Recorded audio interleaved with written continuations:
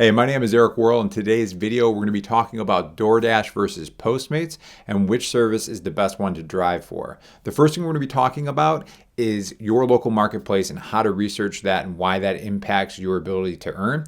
The second thing, which is really important, we're going to be talking about average order values and why you should consider that when you're looking at your local marketplace. And the third thing we're going to be talking about is from a national scale, which of these services tends to pay better than the other, and we'll be getting to that at the end of the video. The first thing I want you to do when you're considering one of these services is you're going to want to look at your local market. So what I've already done is I've put in Buffalo, New York, where I'm from, into DoorDash and also for Postmates. So when you use DoorDash, it'll usually stay right up here in the upper left-hand corner how many restaurants there are. In my case, there are 676 restaurants in the Buffalo, New York area. And now if we look at Postmates, what they do is they kind of just list them out in rows. You can count up the rows, which I've already done. There's 12 rows plus one more, which means 37 restaurants. So right out the gates, when you're comparing my local marketplace, I have 37 restaurants in Buffalo, 676 and DoorDash in Buffalo. So 676 DoorDash restaurants, 36, or what did I say, 37 Postmates. So the reason this matters is a lot of it's just going to be supply and demand. And frankly, there's not going to be enough supply of orders in my marketplace on Postmates. It could be different in your market because a lot of it just depends on how aggressive they were with their sales army when they launched into these different marketplaces. But first thing I'd recommend is researching your two markets to see which one has more supply of restaurants. The next thing I want to talk about is average order value. Now, as I'm looking over DoorDash here, I can tell you like Dinosaur Barbecue, that's going to be a really high order value, average order value, I should say.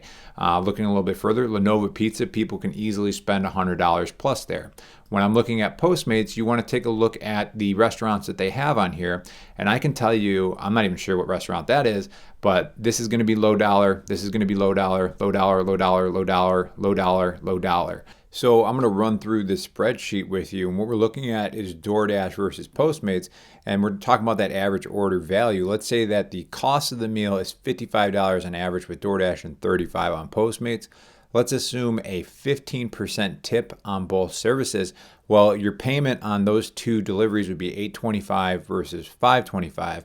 Now let's say because of how many more restaurants are available on DoorDash in my market that I can get 4 deliveries in per hour compared to 2 Postmates, my total hourly pay would be $33 on DoorDash versus $10.50 on Postmates. Now, of course, these are just kind of guesstimates based on the information that you're going to collect in your local marketplace.